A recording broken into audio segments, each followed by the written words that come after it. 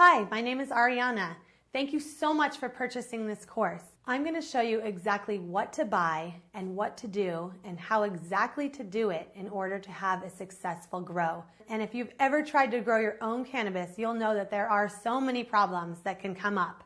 I'm here to walk you through that step by step and ensure that you can beat out the pests and the mold, the dry soil, the rotten roots, everything you need to do to grow up to 2 of these.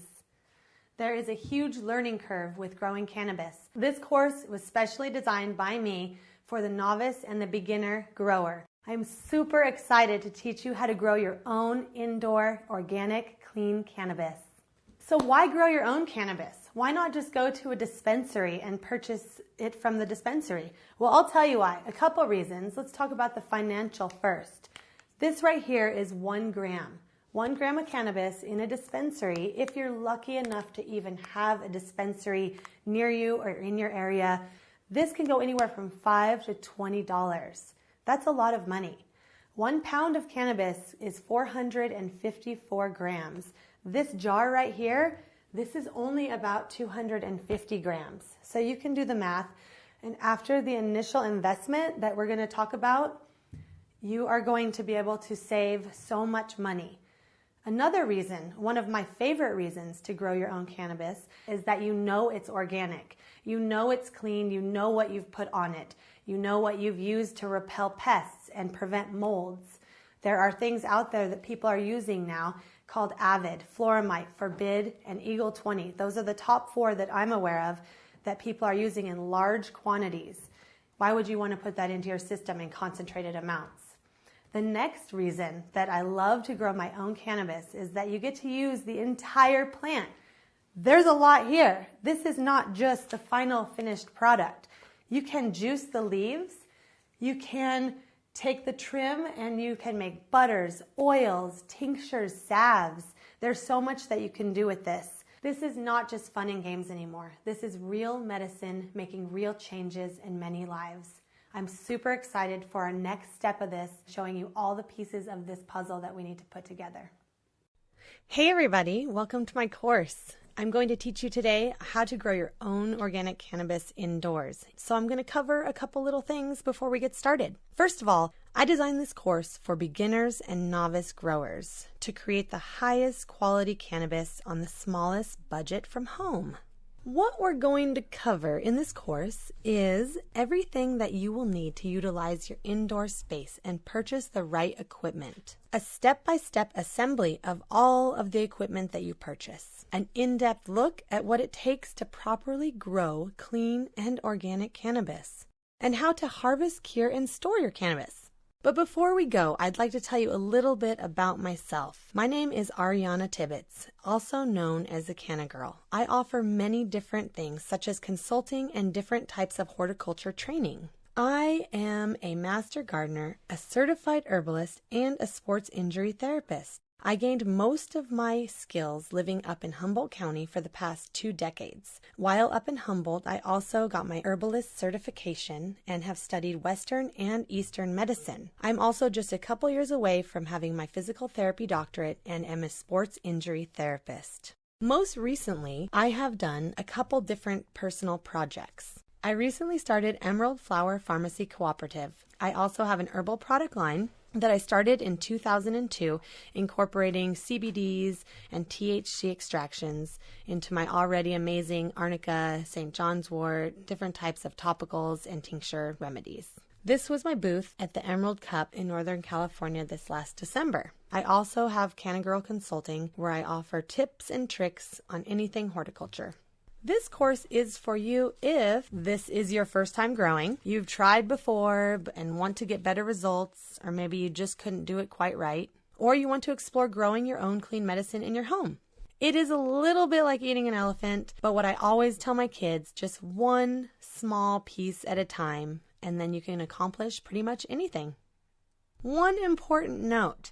Follow your state and local laws, regulations, and guidelines. Unfortunately, where I live, there was recently a ban in place, so there's a lot of changes being made locally for me. First module we will cover is the layout and equipment requirements. we're going to talk about everything that you're going to need to utilize your indoor space and purchase all the right equipment. And today specifically, we will cover your ideal environment and considerations, important tips for maximum efficiency, shopping for all the gear you will need, and an A to Z shopping list for when you do find a grow store to go to. You will have everything right in front of you and you can get the help from anyone you need that works there. What is the ideal environment for an indoor grow? Well, if you are in Alaska in a garage, it's going to be very cold versus a shed in Phoenix. So you will have to take into consideration many different factors when it comes to humidity, temperature, all the above. But we'll get into that in just a bit. So is a spare room the ideal place? Where is it located? Is it higher in your house or lower in your house? Does it have heat? Does it have cold? You will have to assess and figure out the best spot possible. I will give you the temperature ranges in the next few slides so you can decide where the best place would be for your indoor grow. Is it your garage? Most people do grow in their garage in California. If you are in Alaska, however, you might not want to grow in your garage, or in Phoenix for that matter, unless you have it completely secured and have an air conditioner and all the right equipment. Is it a closet? The setup that I am going to teach you about, you can pretty much do in any room. It's just going to take some ambient controlling for the temperature and humidity, depending on your geographic location. Is it your laundry room? Hey, if you have a really big laundry room, it might be perfect. And your basement will work just as good. So now let's talk about some light control. There are 2 stages of growth that occur. First stage is the vegetative. Each stage has a different lighting requirement. The vegetative lighting requirement is anywhere from 18 to 24 hours to prevent it from budding and keeping it in that vegetative state. The lighting for flowering is 12 hours of daylight and 12 hours of darkness. As soon as you initiate this, your plants will start the budding process, which I will mention later is anywhere from 6 to 10 weeks once you flip over to the 12-12 light cycle. Enclosed grow tents are excellent basic solutions. Specifics on tent options we'll cover in the equipment section, but you definitely want something to keep the light contained to the exact hours that you set on your timer. You also want to plan for environmental control. That includes temperature and humidity. Temperature. Very important. You want to regulate the swings. Do not let your temperature swing more than 15 degrees Fahrenheit between day and night. The dark period, no lower than 60 degrees Fahrenheit. Cannabis does not like to get too hot or too cold. Too hot causes stretching, too cold causes all sorts of other ailments. So let's keep it between these ranges and we'll come out with some pretty good product. It's best between 70 degrees Fahrenheit and 75 degrees Fahrenheit. Not too much above 80. I've gotten it up into the high 80s and been just fine, but once you reach into 90s, it's not a good thing. The light period, 70 and 75 degrees again is ideal. Upper 80s into the 90s, like I said, produces stretching. And also, you don't want to forget about the floor temperature, especially when you have little plants and they're on the ground. 80 degrees Fahrenheit is ideal to warm the roots. Remember, the roots are the whole entire base and life of this plant, and if they're freezing cold, your plant will suffer. Humidity. This is a very important topic. I've dealt with a lot of humidity issues, having lived in Humboldt County for many, many years. You can lose a lot of stuff really quick. So during vegetative, the ranges of humidity are preferred to be anywhere from 55% to 70% relative humidity. That's ideal to prevent a lot of mold and just, a lot of bad stuff that can happen to your plants. During the flowering, you want to stick anywhere from 40 to 55% relative humidity. You notice it's a bit lower because there are condensed buds and the humidity can build up inside those buds. And the worst thing ever is to look down after you've been working so hard on growing this plant and you peel it open and there's just mold everywhere and you have to throw it all away. You do not want that. So please control your humidity with a basic humidifier or a dehumidifier, depending on your location. Remember, we talked about Phoenix. We talked about Alaska. I lived on the North Coast. Very humid environment. So adjust your humidity and your temperature accordingly. These items can be purchased for relatively low cost. $20 for a humidifier, $150 for a basic dehumidifier. They can run up to $5,000 depending on your system, but what I've designed is a system that only requires a small dehumidifier or humidifier at the very most. I have also included a document for temperature and humidity guide. It's a quick guide so you can glance down, take a thumbtack, pin it on your wall. You can refer to it, look at your little thermostat that I'm going to suggest that you purchase at your grocery store, and really compare the numbers and make sure you're in those ranges. And then you can kind of adjust it accordingly, whether you need a heater, air conditioner, dehumidifier, humidifier. Play with it. You'll figure it out. It's pretty simple as long as you have the thermostat. Another very important thing I want to talk about is to keep your air moving. You do not want it to go stagnant. Stagnant air creates molds. It allows for pests to thrive. We do not want pests. We do not want mold. We want good, clean cannabis. That is our goal here. So let's just make sure to keep those few oscillating fans I'm going to talk about. The inline fans, we're going to keep all that stuff moving and flushing and keep nice, fresh, quality, temperature appropriate, humidity appropriate air flowing in our system. So a little tip is that I really like to monitor temperature and humidity. I really love the Accuray indoor temperature and humidity monitor. It's a really good one. It's pretty affordable. Just something that's comprehensive. You don't want to spend too much money, and you don't want some cheapy little thing that has the dial and tells you maybe it's like 65 degrees out when it's really 75. Let's just keep it to a nice digital midline system that covers all your basic environmental needs. Let's talk about structures. So a basic system structure that I'd like to talk about is a grow tent. Typically where I come from, there's rooms built, there's greenhouses, there's huge garages, but right now don't pay attention to what anyone has to suggest to you. We're going to stick to a basic 5x5 grow tent or 4x4, 4x8, whatever you prefer, but I'd like to stick to a simple 5x5 grow tent for our specific purpose here. Grow tents are great because they have highly reflective coating to enhance light distribution. Growilla makes a really great tent. It's good quality. It doesn't have the off-gassing of all the crazy toxic stuff. Don't get a cheap knockoff from China. It's not worth it. You can get a basic Growilla 5x5 for about $400. But definitely, like I said, be cautious of cheap knockoffs because the materials can rip, zippers can have problems, off-gassing, so many problems. Artificial lighting. You will definitely need a special grow light. You will need one because these offer advanced spectrums specific to plant development. Remember, plants see light differently than us. The sun also produces light across the full spectrum, from red to blue. Red being more of the bloom spectrum and blue being more of the vegetative spectrum. Artificial light cannot always mimic the sun, but they sure do get close. So with artificial lighting, you will definitely need a good standard high-intensity discharge light. These can include high-pressure sodium or metal halide bulbs. High-pressure sodium lamps offer more red, which support better flowering, as I suggested before. The metal halide lamps offer more blue, which support better vegetative. Many other lighting options exist, which I will cover in a more advanced course. These include plasma and LED. So a good recommendation for this size grow tent is a single 1,000-watt dimmable HPS.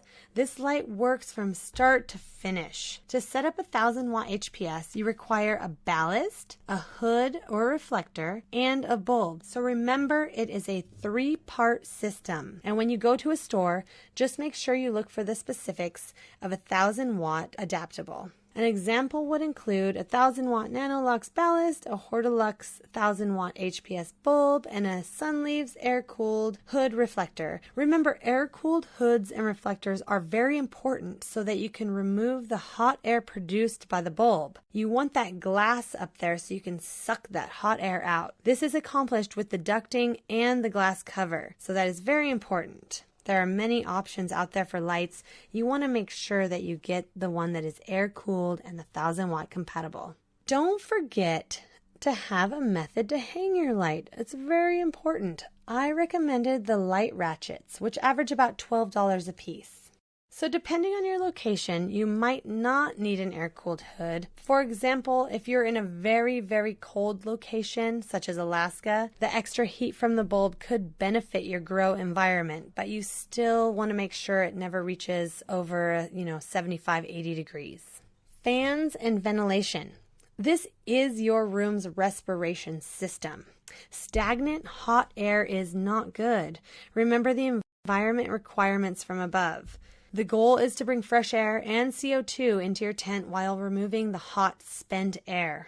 You can do this by including oscillating fans that aid to distribute the heat and cool the tent evenly. I really like those little clip-on ones that just can, latch onto the sides and keep the air flowing and pushing it through the inline fan. It's really, really important to prevent against mold and pests. Pests love to hang out in a nice stagnant environment, so keep that in mind. Inline fans help push and pull the air through the ducting and the air-cooled hoods. It's critical. If you're using a 1,000-watt light and a 6-inch inline fan, that should be sufficient for your size tent. Now let's move on to filters. Cannabis is super smelly. I'm sure you've noticed. Don't bother your neighbors with a smelly plant. Carbon filters are filled with charcoal that has been positively charged with and treated with oxygen, so it really helps flush out that smell. For the space that we're talking about, the 5x5 tent, I recommend a 16-inch high filter, and remember it has to have a 6-inch hole to attach to the 6-inch inline fan, which costs close to about $125. You're also going to need ducting. And remember, right now we're talking about 6 inches. We want a 6-inch inline fan. We want a 6-inch filter. So we also want 6-inch ducting. The foil tape is a great way to attach all these items together, and the straps are wonderful to hold them up and suspend them in the air in the tent. Usually a box of about 25 feet. I like the brand Thermoflow. It ranges anywhere about $25, $30, somewhere in there. You might need a space heater. Hey, maybe you're in Alaska. Maybe you need a big heater. But usually a small space heater will be just fine. Remember to pay close attention to your environment and your temperature. Look at that chart, look at that sheet that I gave you, and watch the ranges and make sure that you have all the appropriate equipment to put it back into that realm, whether it be a humidifier, dehumidifier, air conditioner, or a heater. Don't let your plants get cold feet. Keep that ground nice and cozy. Timers and controls. Timers are critical for controlling your grow. We are manipulating light cycles here. You do not want to mess this up. Make sure you have a tried and true timer. A basic timer can range anywhere $15 to $25. I really like the ones with the prongs that you set them in and you can decide when it goes off, on. Timers make or break the deal. Integrated system brains. These can monitor humidity, temperature, CO2, lighting. These do all the work for you and keep you on track. But they cost a lot more. The sky really is the limit. We do not require a system brain. These are very advanced. For our situation, we can simply use one of those Accurite temperature humidity controllers and adjust accordingly. Just remember to pay attention and use all the monitors that we have and adjust accordingly. Make sure you have extra power strips and extension cords. You can never have too many of these. Trust me, you'll always be wondering, where did I put that little extension cord? Where did I put that power strip? I really need one. So just always have extra on hand. It will really come in handy. I did provide a shopping list, so when you go to the store, you can have your list, show it to the person at the counter, and have them help you walk around and see what you need to get. So in summary, I hope that you really got a good grasp on the whole process here. We talked about layout and equipment requirements, your ideal location, light and environmental control, fans and ventilation, timers and controls. Please refer to your shopping list for the approximate prices and recommendations. I made it pretty clear. I also made a video, and I hope it's really easy for you to go shopping. I'll see you soon. Welcome to my local grow store, The Grow Biz. This is a very comprehensive store. You may not have anything like this near you. You may have a small ma and pa shop, you may have a local hardware store, or you may have to piece together from many different stores or even go online. I'm really excited to take you shopping here. I'm excited to walk you through the aisles and show you some of the specifics on our shopping list. So before we get started, I really want to just say a couple things. Don't be overwhelmed and be confident in what I'm telling you. Trust my over 20 years of experience. The staff in these stores is always kind and almost always knowledgeable on every product they have here, especially in a ma and pa store because they are so passionate about having their store. There are 1,000,001 ways to grow cannabis, and it seems that everybody has their own opinion, Just trust in what I've said. I've designed this streamlined course so it's simple and easy the first time around. Once you master this at least once or twice, then feel free to experiment with different products such as nutrients or mycorrhizas or different soils. And remember, if you have any additional questions, I will be here to help you all the way through this process. So let's get shopping. Remember to print out your shopping list. This is very important. And also, this is everything you're going to need. So bring a vehicle that this fits in. First, I want to talk to you a little bit about the lighting system. There are 3 parts to the lighting system. There is the hood, which is the reflector. There is the brains, the mechanics, which is the ballast. There is the bulb, which is obviously what lights up. So I'm going to show you these 3 things right now. There are many different brands. There's an important aspect I need you to look for when you're at the store. We are doing 6-inch air-cooled reflector. It means it is covered with glass and it has a 6-inch ducting hole to attach to our 6-inch ducting. Very important. So we just went over the hood, which is also known as the reflector. The second most important part of the lighting system is the ballast. There's going to be many different brands. Try and buy a reputable one, but the one important thing we're looking for is that it's 1,000 watts. There are 400 watt, 600 watt, and 1,000 watt ballasts. Make sure you get the 1,000 watt. We also want to make sure that it's dimmable, which means you can dial it down in power. The third element to the lighting system is the light bulb.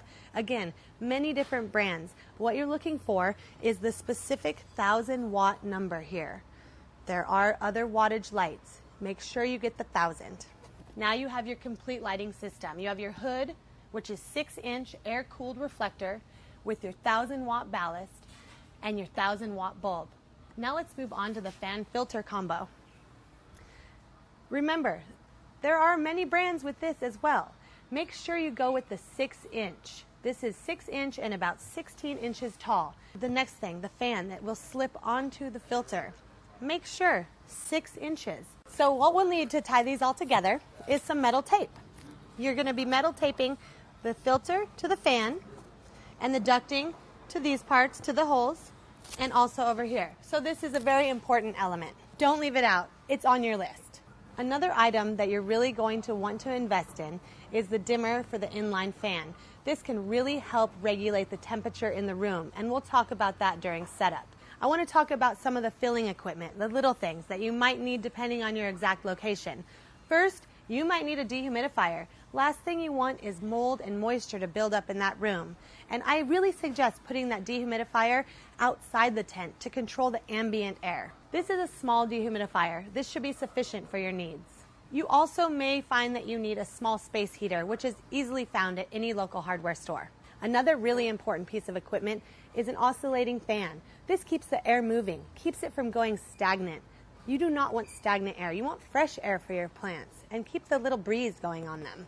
Another really important element I'd like to talk about are the ratchets. They allow you to raise and lower your lights to get closer and farther away from your plants as they grow from small to large. This is an example of your digital thermometer and humidity monitor. It shows you everything you need to know to help adjust your temperature accordingly. Don't forget to get a power strip, power cords, and at least 2 timers. So I had mentioned getting 1 to 3 gallon pots. These are the cloth pots I was talking about. Again, there are several different brands. It's the size that you're most concerned about. It's also nice to have a little tray to put your pot inside in case of any water spillage. So remember, to get the water ready for your plants to mix the nutrients, get yourself a 5-gallon bucket, an air bubbler, an air stone, and air tubing. You put the bubbler onto the tubing, plug it in, drop the stone into the water, and it dechlorinates your water and gets it ready to add nutrients to water to your plant.